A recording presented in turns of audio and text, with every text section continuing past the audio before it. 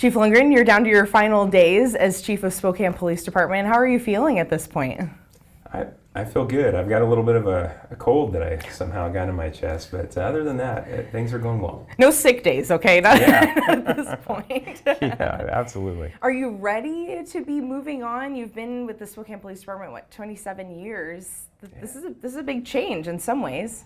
I'm excited for the new opportunity, but I obviously, this has been family for so long. It comes with mixed emotions, but fortunately, I'm staying in the area, and the two agencies work so well together, hand in hand. It's kind of like a practice retirement where I won't fully leave the field, and I'm still around my friends, and so I'm looking forward to the transition and everything to come. You mentioned it's a family here. It you is. also literally have family who have worked for the Spokane Police Department. Your That's dad right. retired, and your brother, is he still a detective? He is, yeah. What do they think about you moving over to the sheriff's office? They've been really supportive. Yeah, they've been tremendously supportive. With the new opportunity comes a little bit better work-life balance than what I've had in the last 8 years. So I'm looking forward to that and spending more time with the kids and the family. And they've been great. I get teased and ribbed a little bit because there's a lot of respect between the two agencies, but there's a healthy rivalry as well. No rivalry amongst like your brother or anything like that. Do you anticipate that or? No. He's been great. Yeah, he's really supportive, and whatever makes the most sense for us. So.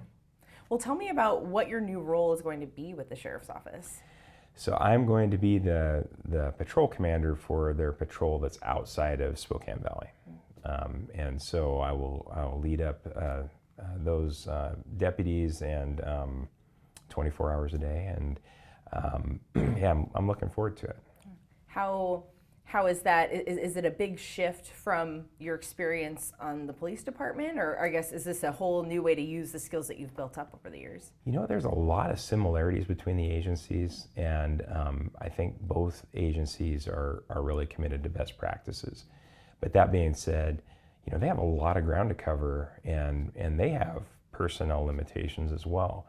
And so going over, I anticipate, really just opening my ears and listening and trying to learn as much as I can, because as many similarities as there are, I'm sure there are differences. There are things that I'm going to need to be a quick study and make sure that I understand exactly how they do things and why they do things the way that they do. And particularly with the unincorporated patrol areas, deputies covering really big districts.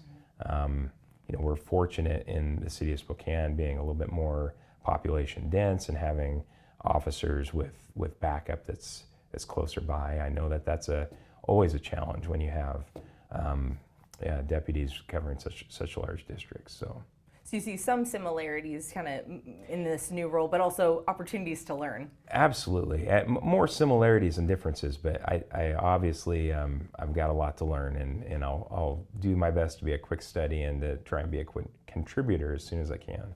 And kind of help me understand, what does that day-to-day look like? So are you overseeing patrol or managing that? What does that look like?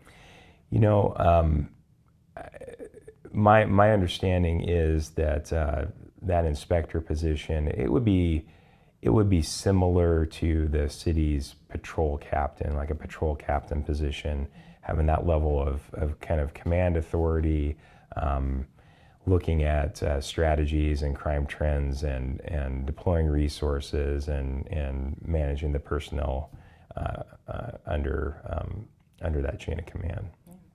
What sort of things do you bring to the table with your experience at the police department? Well, I've had, over the past 8 years, I've had a lot of opportunity to make mistakes, to learn things, to meet a lot of people in the community, both in county government, city government, in the private sector, that I think will be, immediately beneficial. The relationships, I think, are going to be just a real huge benefit to be able to transfer that over. But you see different challenges.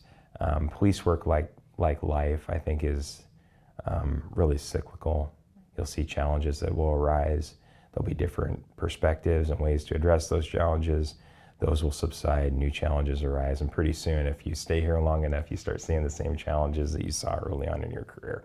And so, just bringing all that that I've seen over the last 27 years, but particularly the last 8 years. So I understand you didn't apply for the permanent chief position. Why was that? There's a lot of reasons, but I think primarily the biggest reason is that this job is a big job.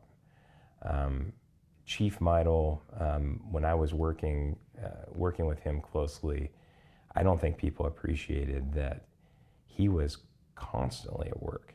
I mean, even when he was at home, you'd send him an email at 11 o'clock at night, and 11:07 you get a reply.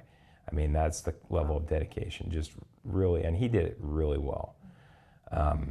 Is that something you experienced in your 7 months as interim director? Or chief, yeah. You do.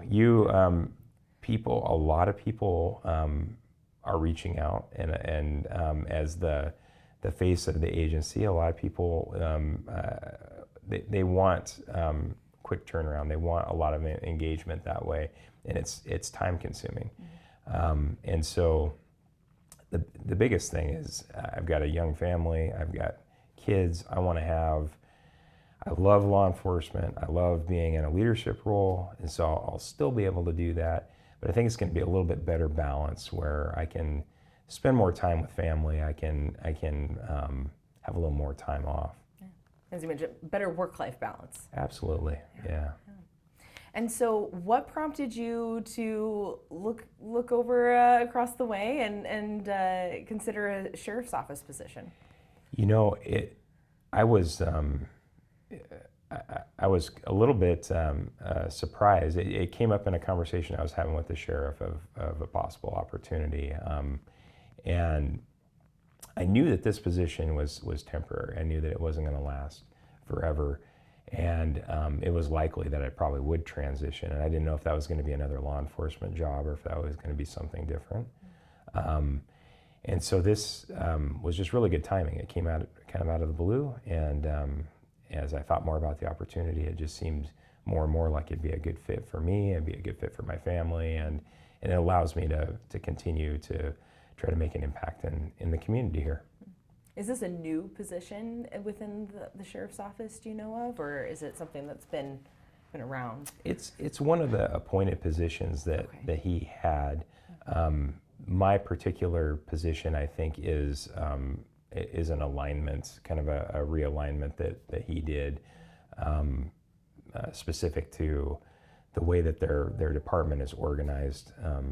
They have a undersheriff and an inspector that are over the valley, and so this will bring parity to the unincorporated and the contract cities to have an undersheriff and an inspector as well.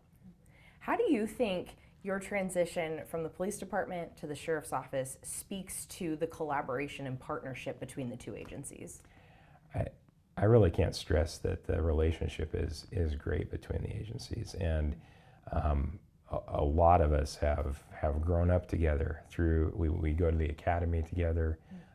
When I went to the academy, there were 8 deputies and there were 8 police officers that were part of the state academy here in Spokane. We went through our careers together, we're friends still. And so it is a brotherhood. It's a very close collaboration. Yeah, that's great. Let's see. How would you describe your 7 months as interim chief? Well, in a lot of ways, it went by much faster than I thought it was going to go by. How so? It was kind of the cliche that the days were long, but like the months went by quick. Yeah. I can't believe, thinking back to the beginning of January and looking at the, just not knowing what it was going to be like to sit in this chair, not knowing what it was going to be like to be the person making the decisions, and having that level of responsibility. To where I am now, it just seems like that time had gone by so fast. We've had challenges. I mean, there have been this budget situation that the city is probably the largest of my career. We work on it. We've got really great people on our team, and we just put our heads together, and we're going to get through it. And we always do. It's nothing, like I said earlier, there's nothing new under the sun. We've had two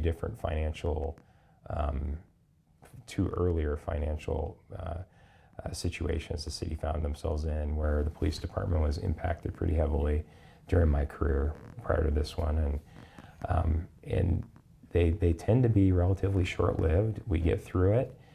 They're never as bad as what we suspect they could be when we go into them, and really it's all about the way that the officers, all our employees, our volunteers, the way they've approached the challenge and the uncertainty of having a new chief coming in as well. It's a lot to handle, and I'm really proud of the way that they've done that. Our leadership has stepped up and put things into perspective, put people's minds at ease. We've tried to be as forthcoming with information because people have questions. How is this going to impact me? And so the people who've been around longer than 8 years, that have gone through a chief transition and can talk about it's not that big of a deal. The service is going to continue to be provided to the community. The line level in particular, whether it's officers or detectives or a records clerk or someone who's working at our evidence facility, those critical skills are going to have to continue. And so just putting people's mind at ease and trying to, and I think the team has done a really good job of just having some stability during this time when we've had different issues and different challenges arise. Well, on that note, I wonder, how do you think the department will do, not having the stability of you with several years of experience within the department in your position now taking on a new role outside the department? How do you think the department will do amid these budget cut conversations? Yeah, well, our team has put a plan together, and it's a worst case plan, and with the understanding that the reality isn't going to be the worst case plan, and we know that. But how do we put the best plan together that has the least impact? And one thing that I think is important is I'm only one member of the team here. We've got a lot of really skilled people that are right here. I'm not leaving the area. I'm not leaving the career field. I plan to be as much as he wants. I'll be a resource to Chief Hall. I look forward to supporting him. So in the 27 years you've been with the department, you've seen a lot of changes. What would you say is the biggest change that you've seen and how it's impacted the department? I think the biggest change in general terms has been the use and advent and just the rapid change in technology. Both how it's used by criminals and also how investigative techniques have changed related to the use of technology. But probably the biggest specific example is the advent of body cameras and having those deployed, which we've had now for nearly 10 years. Positive change, would you say? I really do. I really think it is. As you might imagine, going to work and wearing a camera, no matter what line of work you're in, maybe not for you, but for most people, can be a little bit unnerving, to be constantly recorded.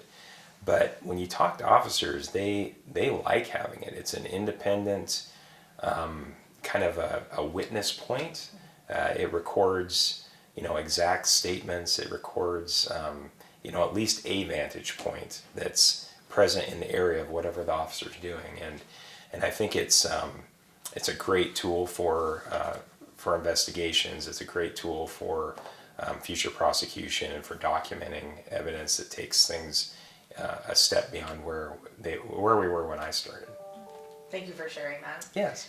First day of work when the new gig, is that August 5th? It is. It's actually going to be the end of August. End of August. Oh, Yes, okay. I'm So you gonna got a take a little little time. transition period. Yes. Please go somewhere tropical. We're going to go to tropical Montana. Oh, okay. There we go. Yeah. The nice palm trees. For a little while. Yes. There we go. Well, great. Anything as far as like how those challenges you think that the new chief might face? I mean, you're kind of coming into almost maybe a year as the interim chief. I guess, what do you foresee ahead for the future of the department? You know, I think the new chief coming in, it's going to take some time. They have to get to know their department, get to know the community and community members and other people in city government, the people that we work with, and that's going to take some time. But the budget is certainly something that is going to solidify over the coming months. We're going to have more clarity on it, specifically what it's going to look like, and then, I know that the city is looking to close that gap as soon as possible, and once that is closed and we're back on solid ground moving forward, he is going to have ideas. He's going to have things that he's been exposed to through his career that I'm sure there are going to be things that he's going to look at and either want to change or things that he's going to want to implement. And so I think that'll be exciting. Having somebody that's coming from a large, a good department and bringing those outside perspectives is going to be healthy. And then blending that with some really tried and true leadership that have a lot of experience here, and seeing what's best for Spokane. Are you excited for the next chapter for you? I am. Yeah, I am. It's always bittersweet. I love the police department, and I've been around this department my entire life, and so I have a lot of great memories, a lot of great friends. It's something where, it really hasn't hit me yet.